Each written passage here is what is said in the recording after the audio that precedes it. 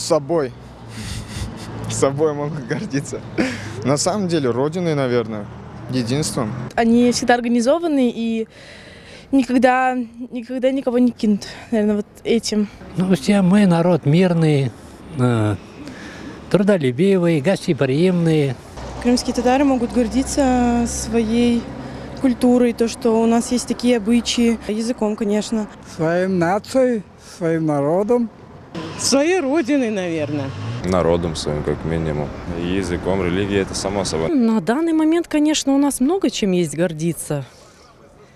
Благодаря таким проектам, даже Хараденис Продакшн, конечно, у нас очень многое произошло хорошего. Я очень довольна, восхищена. Пусть так дальше и будет. Трудолюбимый народ. Вот. Дальше. Они водку не пьют, самое главное. Вот. Ну, рубль найдут, домой таскают.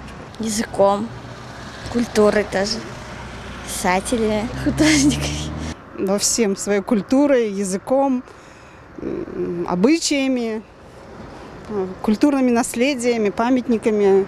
Мне кажется, всем мы должны гордиться своим, не стесняться, как многие стесняются, что мы крымские татары. Я думаю, что нет, мы должны гордиться тем, что мы крымские татары.